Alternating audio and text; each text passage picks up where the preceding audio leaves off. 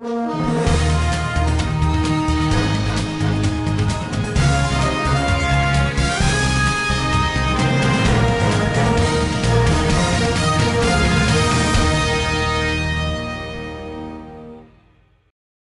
ma prise de fonction le 9 juin 2020, environ 2 mois après ma prise de fonction, j'ai fait un tour sur le site de Saclo. J'ai rencontré les bouchers qui ont fait état de certaines difficultés. Nous avons immédiatement monté un projet pour venir réfectionner sommairement l'abattoir. Cependant, beaucoup de leurs doléances n'avaient pas été prises en charge puisqu'il s'agissait d'un abattoir, on va dire, un peu sommaire, un peu archaïque, tout étant manuel. Et je leur ai promis que nous allons nous battre pour que notre abattoir soit doté d'installations modernes, à défaut d'installations ultra modernes. Et c'est fait, puisque aujourd'hui, on aurait pu choisir notre site. Donc il s'agit de la construction d'un abattoir en réalité. C'est pas, on parle de réhabilitation simplement parce qu'il y avait déjà un autre site ici, mais on aurait pu choisir, on aurait pu aller à l'ICES ou ailleurs. Là, on aurait parlé de construction. Donc, il s'agit bel et bien d'une construction.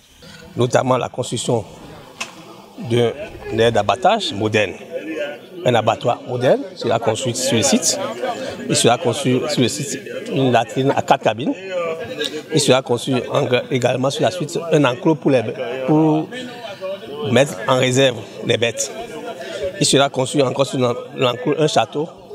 Et enfin, il sera fait un forage qui va nous permettre de disposer de l'eau. C'est vrai que le site, les ouvrages que nous avons ici sont provisoires, sont sommaires. Et il n'y a pas d'électricité, il n'y a pas suffisamment d'eau. Et également, le site n'est pas clôturé. Et si vous faites un pas devant, vous allez voir des déjections d'animaux à l'air libre. Donc ça crée un peu de nuisance environnementale pour les riverains. Donc les travaux vont coûter environ 68 millions pour une durée d'exécution de 5 mois. Donc normalement ici 5 mois exactement, on devrait revenir ici pour faire la réception provisoire des travaux. Donc voilà un peu ce qui va se faire sur le site de l'abattoir de Boycon. Mais en dehors de ça, c'est vrai que les besoins sur le site ne sont pas finis. Les gens ont besoin de l'électricité, de la clôture.